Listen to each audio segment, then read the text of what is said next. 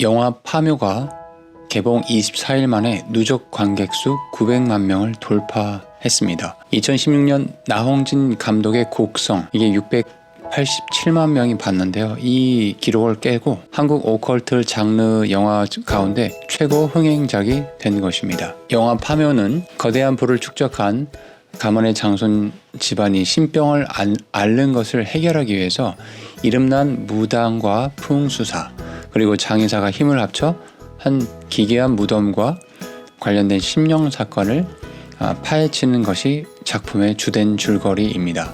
작품의 주요 소재는 한국과 일본 양국 전통 종교 사이에 벌어지는 대결을 묘사하고 있습니다. 영화 파묘 줄거리는 한국식 무속 샤머니즘과 일본 신토의 에메니즘이 서로 대결을 벌이면서 일제강점기 시절에 일제에 의해 자행된 제국주의의 침략 역사와 고위 친일파들에 의해 자행된 매국의 역사를 상기시켜줍니다. 한마디로 영화 파묘는 심령 스릴러 장르의 가장 강력한 흥행 공식인 무속 샤머니즘 그리고 풍수지리, 반일 감정 이런 것들을 잘 섞어놓은 작품이라고 할 수 있습니다. 이 영화의 감독은 장재현이라는 분인데요. 이 감독이 파묘 영화를 찍게 된 모티브에 대해서 이렇게 언론에서 밝혔습니다.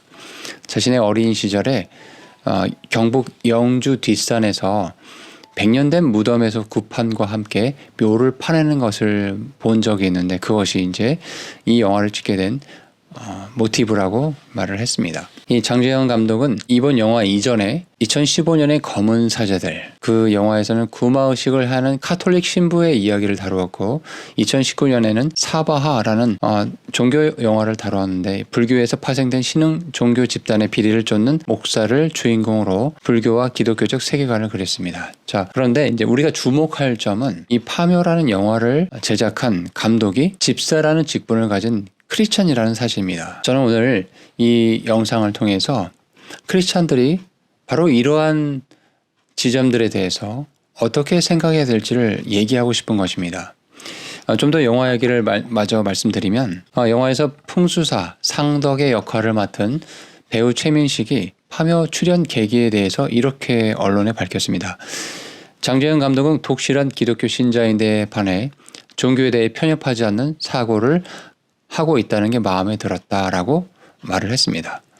자, 그리고 그 영화에서 원혼을 달래는 무당 활임역을 맡은 배우 김고은 씨도 이렇게 얘기를 합니다. 그 배우 또한 김고은 씨 또한 독실한 크리스찬으로 알고 있는데 종교적인 부분이 자신이 영화를 선택하는 데 있어서 영향을 미치지 않았다라고 얘기를 하면서 사전 미팅 때 영화가 잘 되면 감독님이 교회에서 간증도 할 것이라고 말해줘서 이건 괜찮겠다라고 생각을 했다고 합니다. 또한 그 김고은 씨 말로는 교회 집사님이신 장 감독님이 만약에 촬영 중에 귀신이 보이면 하나님께 기도하면서 이겨내자 이런 얘기를 했다고 합니다.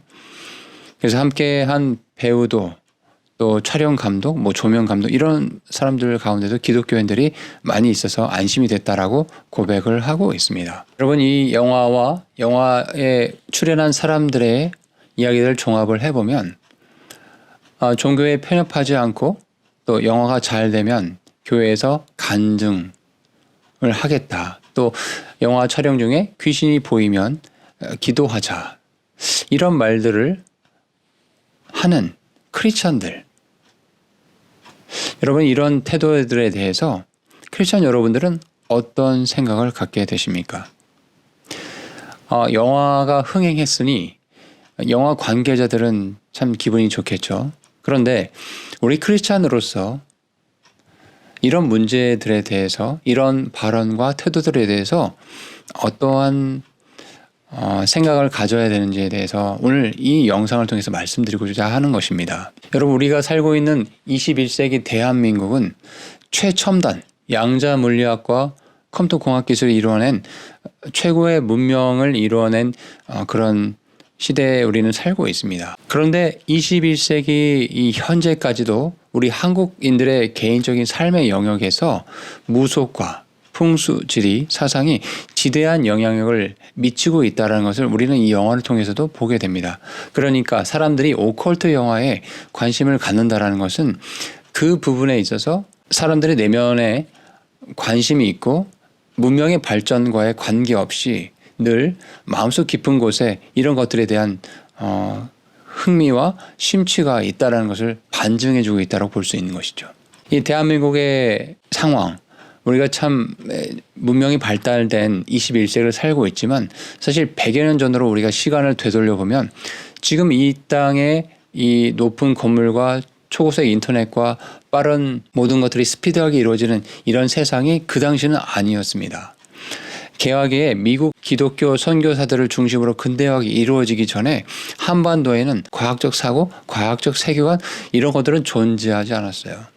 무속의 미신들과 도교, 불교, 유교, 형이사학이 사람들의 의식을 오랜 시간 동안 지배했었습니다. 그래서 음양오행인의 풍수지린의 사준의 관상인의 주술적인 속성들이 한국인의 세계관에 깊숙이 박혀 있었다는 것이죠.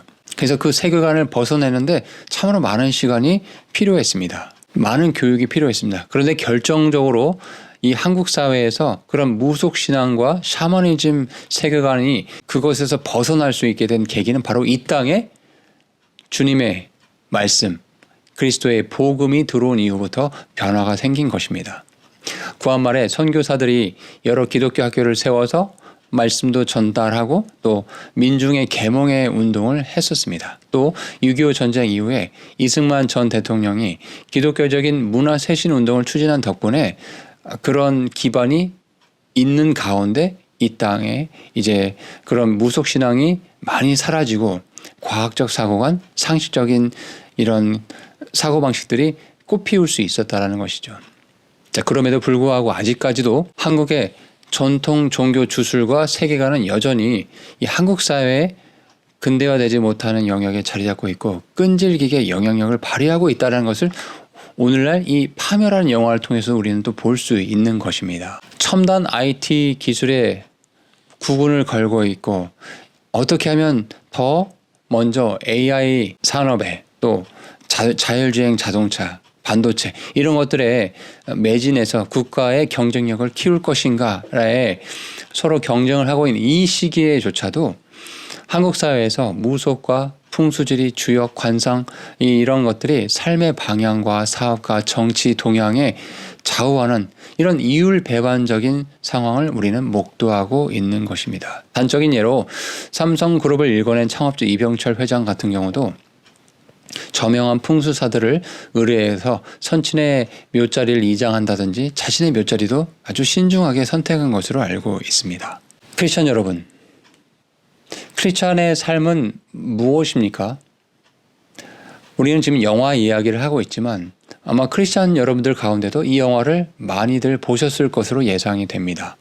영화는 영화이고 믿음 생활은 믿음 생활이고 이렇게 구분 지어서 볼 수 있는 것일까요? 크리스찬은 삶의 모든 영역에서 그리스도의 향기와 그 주님의 말씀이 내 삶에서 이렇게 투영돼야 되는 삶으로 비춰져야 되는 것이라고 저는 생각을 합니다. 여러분 맞지 않습니까?